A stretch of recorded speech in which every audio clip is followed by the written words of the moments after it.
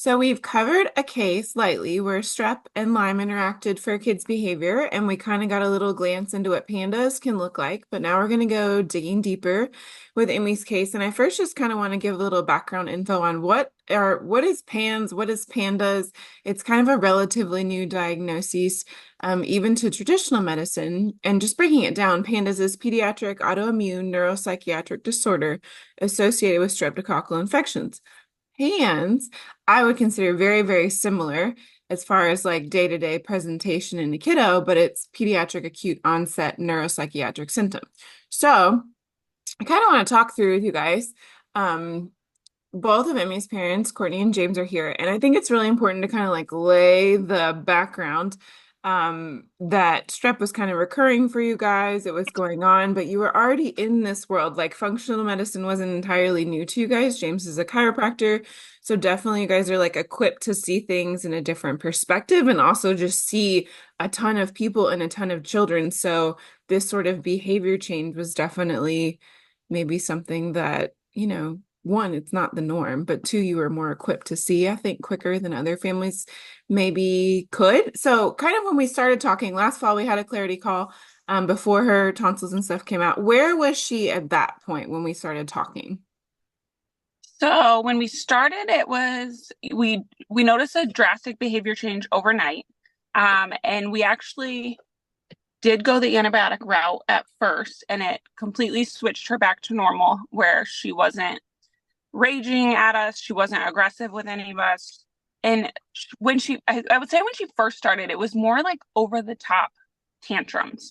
But she was 4, turning 5. So she was coming to a point where like the tantrums should have eventually stopped or not Mhm. been so long. And we Yeah. just noticed it wasn't changing when all of her friends seemed to kind of be getting out of the tantrum phase. Mm. So that's where we started. Uh, And Even with so we did the antibiotics and we saw improvement, but it was literally like you flip a light switch. So like we have a sweet, happy, go lucky Emmy, and then you walk over to the wall, you flip the light switch, and then you get rage, irritability, anxiety, like crying at school, Hmm. and like a drastic switch. But then we would start the antibiotic or see a week of good, and then all of a sudden it'd be like flipping the light switch on again. So I don't think it was like it was fairly like just cut and dry, drastic. and it did get to a point where nothing was helping after that, Mhm. though. It was just like the antibiotics worked the first time and then never again. Hmm. Brought her back to Yeah, I think when we started, you guys like it. The other thing was she was one of many people in the house. Like you all have more children. You, Courtney, had strep, normal. and you guys had it together, and then it was kind of making its rounds a little bit. But Emmy was the one who, mood-wise, everything was very, very different for her, and she was the Yeah. one who had those rage fits and had, um, just like a big that on and off switch. Things are very different, and then things are very fine. And so I know tonsils were kind of one of the big issues, and that was something that we briefly talked about, I think, on our clarity call.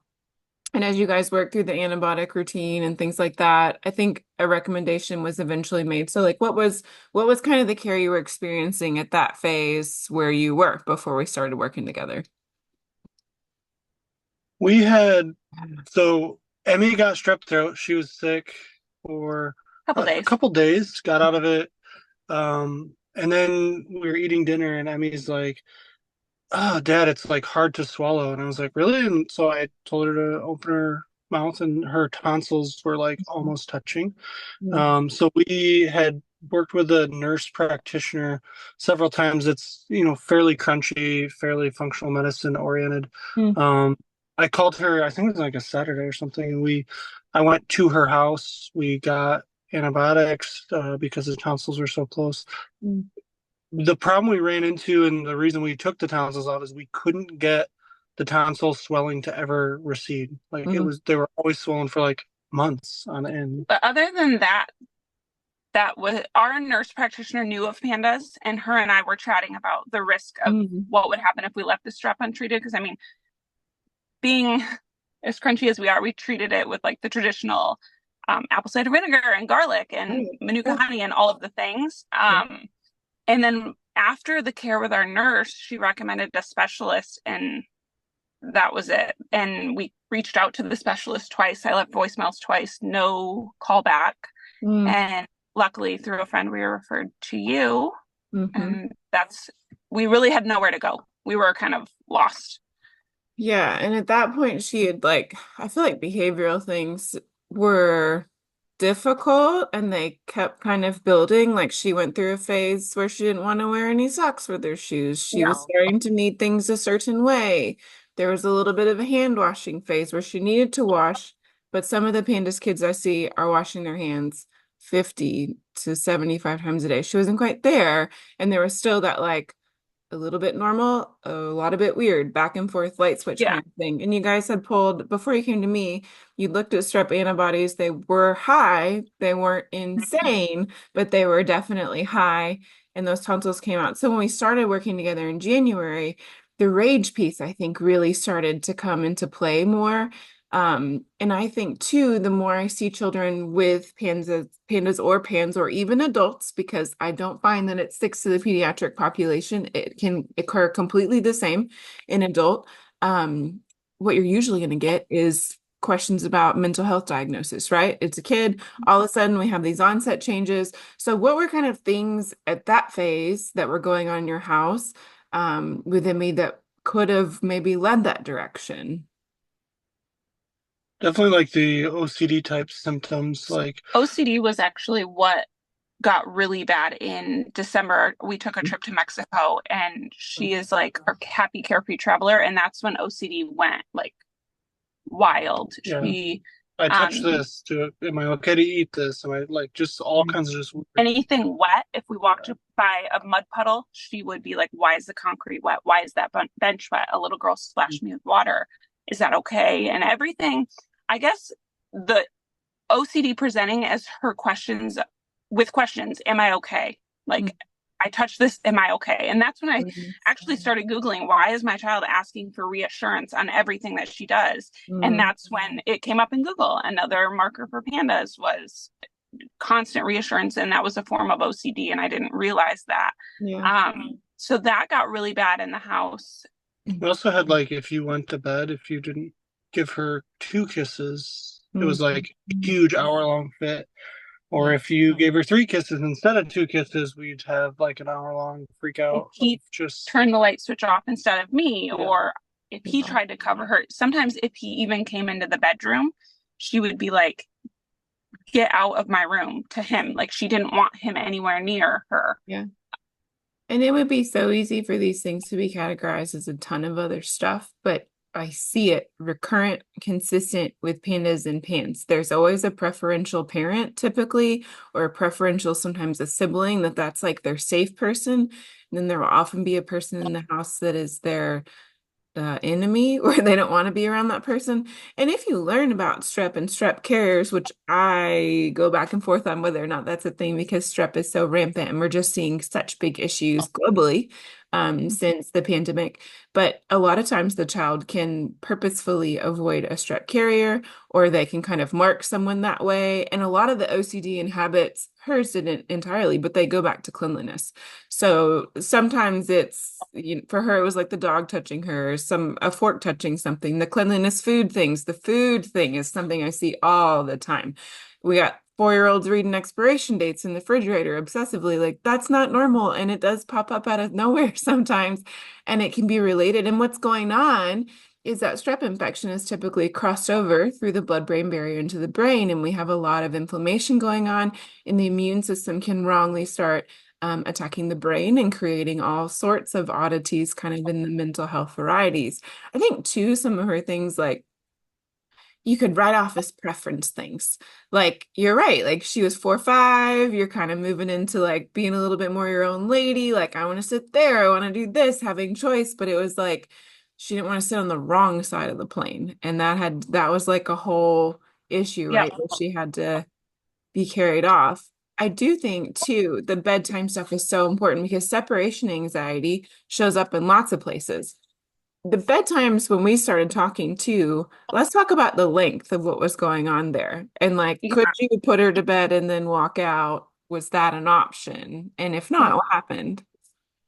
So bedtime when we initially started was a 2 to 3 hour process. And I think so. We started care with you in January, and she was in school at this time. So Yeah. she would literally lay in bed. Well, she'd scream for an hour Yeah. before Mm. even getting in bed sometimes. And then we'd get her in bed and she would lay there and just think of things that she maybe did wrong. Like she dropped a piece of food in the cafeteria and she could not let go of the fact that somebody stepped on it Mm. and it was her fault. And so she'd recite her whole entire day of things that she maybe slipped up and did something wrong. Sometimes she was physically attacking me or whoever was putting her to bed at that point. Mm. And Yeah, the aggression stuff really can build and become very quickly sometimes dangerous, which sounds kind of wild because she's a small person. She really is a little girl. But also, I mean, I see all the time little teeny tiny children and little boys, like they can be, it's a very unique, like the light switch is really the best explanation. And you could excuse it away or explain it away, or you could even diagnose it away.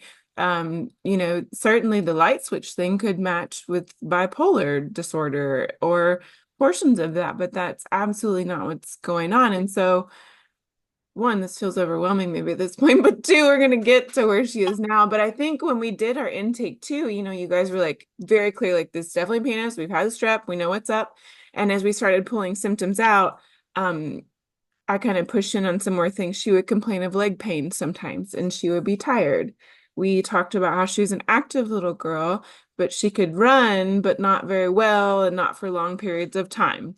I know that you guys eventually pulled her from school because this stuff just like it was too much. So, what really were like things that kind of led to that shift? And did pulling her from school change things for Emmy? We probably initially pulled her from school because it was just like so traumatic for her, like anxiety wise, because that was a huge thing. Like crying, holding on to you while you're trying to drop her off at school. Mhm. And then it would almost be like she would hold together fairly well through school. So everybody would think, we're crazy because Emmy's great. She does all her stuff.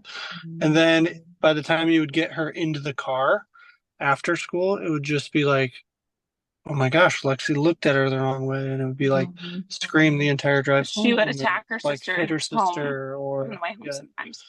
Um, and then just for her nervous system in general to be sitting there worrying all day if she touched something wrong, we Yeah. just felt it wasn't fair for her little body to be suffering all day.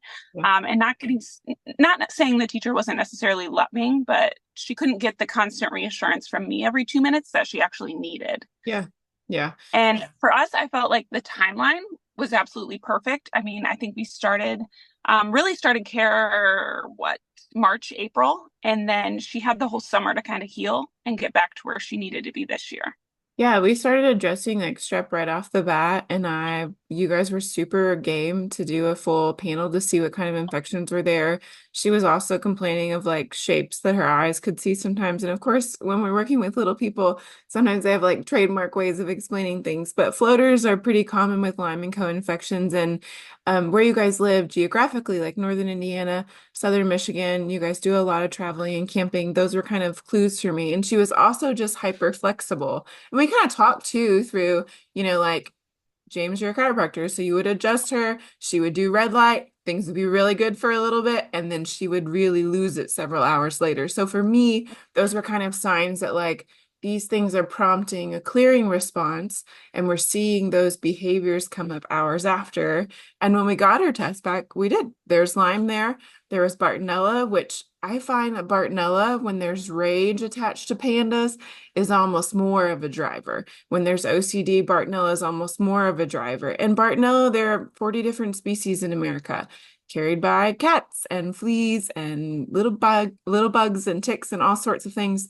So it's something that we can all be exposed to, but the best testing only looks at 4 varieties. So sometimes we really have to roll off of symptoms. But she had other, like a cascade basically of infections that were there, a couple more tick-borne, the strep A, of course. But I remember we started strep first and we were working through that. How do you guys recall even the difference between when we started the strep piece and then when we layered in working at the Lyme and co-infections portion? I feel like we made great progress initially, and we noticed a lot of the OCD went away. And then the rage piece kind of came and took place of the OCD, and we got more and more rage. And I think that's when you suggested the Lyme at that point is taking the symptoms are taking over. Mhm. Um, so that way we needed to get the other treatment started. But she'd made great progress initially. Yeah, for the first probably like 3 weeks, 4 weeks, we were like very excited, very happy. She was doing really well, and then all of a sudden it seemed like, yeah, the co-infections started taking over for the strep, and then we had lots of rage symptoms, aggression. I think at that point is where it was like I couldn't even be in the room with Emmy for bedtime. Like, don't try to brush the teeth, nothing else like that. And so then I think it was after that we were starting the other treatments that seemed to kind of push it over the next level. Yeah. Yeah, the OCD peeling back there in the beginning was definitely it can show up with the pain, so all sorts of infections, but strep really is one driver of that, and it can manifest like we kind of joke culturally about OCD. I'm really OCD about cleaning. I'm OCD about this, but like when a child has impulses, compulsions, is obsessed, the cleanliness thing, I've had a client who had major religious obsessions that like right, wrong, do it okay, not okay, like that kind of stuff when it sets in, that really the set in too, that it was more acute because had she had any of these symptoms prior to y'all kind of trading strep in the family that year No, before? and what was it? I'll tell you the worst symptom that used to make me just absolutely crazy was she would tick in the back of her throat, Oh, like consistently trying to go to bed, I forgot doing about that. anything, and it was just like the ticking It'd be 24/7. like just a Yeah, clicking yeah. noise. It would But just and like I, drive I me think crazy. it's important. OCD didn't just present as like because when we first started, he's like, she is not OCD. She'd be flipping the light switch up and down a million mhm, times if she was OCD because it had to mhm. be done the right way.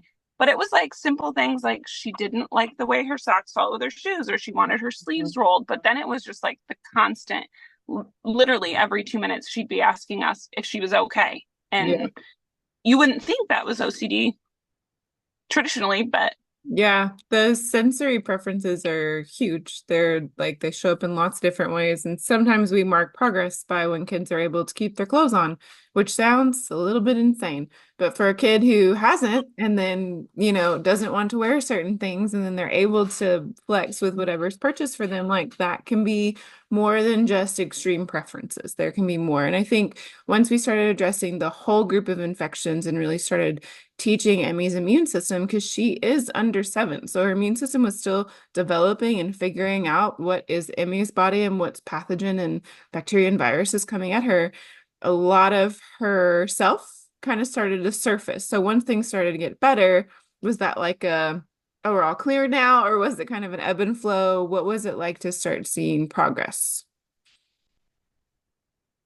It was I, definitely ebb and flow. Yeah. yeah, it would be your classic like roller coaster description because I know I would have to text or message you guys sometimes for just like to keep me on the roller coaster and keep me from jumping off because we'd be good and then we'd, you know, It seemed to be like when it was time to take a vial of something, Mm-hmm. those types of things would be, they'd pop back up. yeah, they'd show back up, and then she would take the vial, and then we'd have like one bad day, and then the day after that she would be really, really good for a couple days, and it's like time for another vial, and things would start up again. So it was kind of, yeah, definitely ebbs and flows.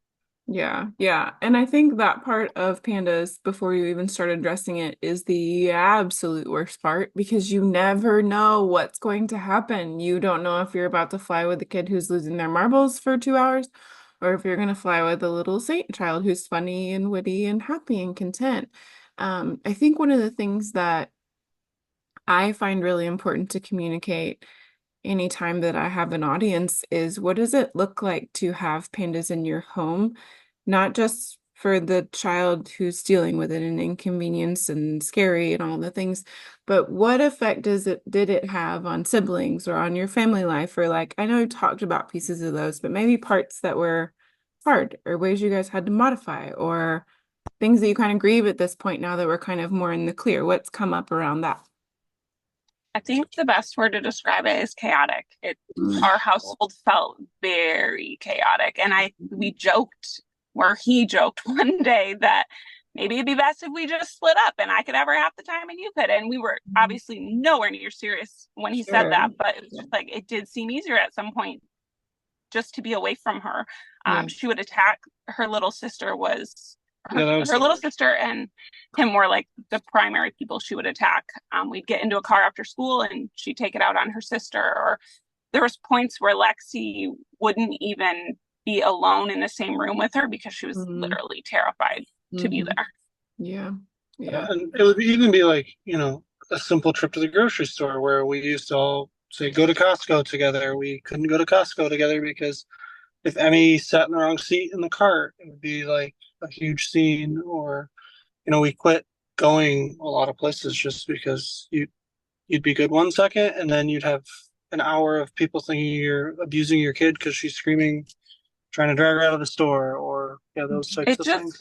it was chaotic and messy. And I remember looking at each other thinking, well, maybe it's because we have three kids now and it's Mm-hmm. chaos. But I just remember being like, what happened to our life? We were never this stressed out having kids. We were never short tempered having kids, but it really affected the peace in our house. Yeah, yeah. I think that before and after thing is key because she wasn't always that way, and that wasn't always the tone of things, and No. the impact it has on everyone else's nervous systems too. To do a 3 hour bedtime, I just think about my normal life and putting my boys together, and at the end of the day, as a parent, you're like sometimes very done, and you're happy to read a book, and then close the door, and you're like, we will see each other tomorrow. And to Yeah. have to face that, I know like the dread of the bedtime piece was one of the big pieces for you guys, just functionally, but it really does. It takes over every part of your life and it's happening all the time. And the children are usually small, typically onsets around age 3 to 4 up to age 10. And so you're not really away from that age of child a whole lot. And I've had kids who've had to be pulled from school, had to be pulled from daycare, don't want to go to normal care providers like grandparents or family that they always go to. Nothing's been bad. They've always loved it. And there's a very prompt change. Yeah, she did that with my mom, who she was with all the time Mm. since she was born. She quit staying the night at her house. She quit even going there Yeah. without us. If I was going to leave, she was not going to stay there. And I think another big thing that is like the guilt of like if you have a kid that is constantly screaming, crying, hitting, like you can keep your patience for so long. And then at some point, one of us would just kind of freak out and yell. And we typically didn't yell and those types of things. And so then, you'd have to feel guilty for 2 hours because you yelled at her and you somewhat understand it's not her fault. But after 10, 12 hours of hearing her meltdowns and freakouts and like making Even sure you touch everything's the perfect way, you can only like handle it before, somebody explodes and then you feel guilty. So I think that's a huge part of it too. And I think I remember messaging you being like, now that we don't have many symptoms, or when something did pop up, I'm like, how did we ever make it through? How do we live Yeah. like this? Because it was 24/7 and not just a random day here or there. But Yeah, it's a very bizarre existence. And it reminded me of one time we were talking and you were just sharing about like she wants to control everyone around her, and we can't keep living like this. But also, I feel bad because she's sick, and we know now what she's sick and what's going yeah, on.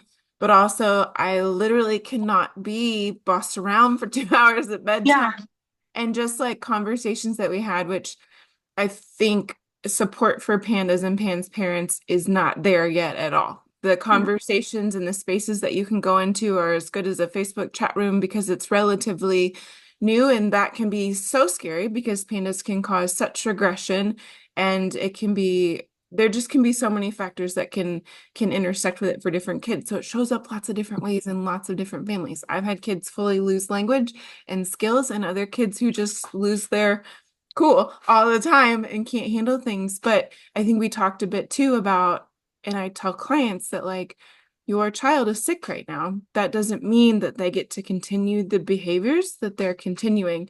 And we, like, she's big enough. We give her language around, like, hey, you're sick right now. But when Yeah, daddy's sick and he has the flu, he doesn't get to be mean and rage and like kind of trying to it's a very bizarre juxtaposition because on one hand, you're like, well, she feels this way because she's sick. Let's not be unkind to her and ask her to do things she can't do, but also for the sake of family environment and also for who Emmy will grow up to be. She'll be sick again sometime. Hopefully not ever with this, but with like the flu or something where she feels yucky and learning to navigate with a conscience how to like teach your child to regulate emotions when they can't, but you need that. It's such a tangle. And it it's is. really I think it's probably the most traumatic thing that I see really for families when they get done. Because the kids remember the episode I share with Brittany and Levi. He talks about going to the ice cream place where he had to be carried out and was like shaking and Yeah, cold and like shameful around it. And it's a little bit new to say that, like, hey, behavior is connected to infections, but we do that with old people. They get a little off behaviorally, and you're like, could they have a UTI? Might there be an infection? And sure enough, that's something we completely accept, but now we're seeing it in children in our country. So things are different. But I really appreciate you guys sharing like the fullness of what happened because I see it every day. It's very bizarre. It's really bizarre because we didn't grow up with this. Like this truly is right. something that's newer. There's not much exposure to that. But during that time, and even now, how, I guess let's just talk about that. Where's Emmy now? How is she doing now? We're getting close to the end of addressing infections. And what is bedtime? Everything like now. She is happy. She's confident. She's not anxious. It's funny again. She's funny, but like Emmy, when she was 2, had the best sense of humor, like just funny. And I remember her cousin, even not too long ago, was like, I miss when Emmy wasn't sick and she was funny, but they're bonding again. Um, everyone is, everyone's happy. Yeah. Is Yeah, she her able to? little brother is like obsessed with her. He Hmm. comes out, gives hugs every morning. Where before it's like you didn't even let him around her because you didn't know if she'd freak out. Mm. So Yeah. Um, Bedtimes take probably anywhere from 10 to 20 minutes. And now that she's back in school, she's actually sharing like the good things that happened in the day, and she's not worried about anything she did wrong. Um, Mm. she, she never cried getting dropped off at school for the last 3 weeks, which was, like Huge. 2 months of her last time was like tears for 20, 30 minutes before we got her into school. And so I Mm. she think right to school. She's she's happy with happy when friends. we pick her up, and that was for me, because he's at work a lot, and I would be the one to pick him up with my 2 other kids. So now when she gets into the car, I'm like holding my breath, Mm. wondering what version of her I'm gonna get. But every day it just seems like a better version, Mm. and it's it's so great to see. It's so fun because like her face is clear. When she was sick, her eyes were huge. Her Yeah. smile was off. It was just not her. And now she's doing really well. I think that's a really good point. We didn't talk about that. There are some physical signs where the pupils will get really dilated. And that sounds like not a big deal, but when you looked at your kid every day for years, like it's very bizarre. There's a very different presence a lot of these kids have, and I get to see them sometimes in the beginning, not often till the end when they show up on a call randomly, they creep in, and it's really wild to see how like clear and present Yeah. and it's like there they are.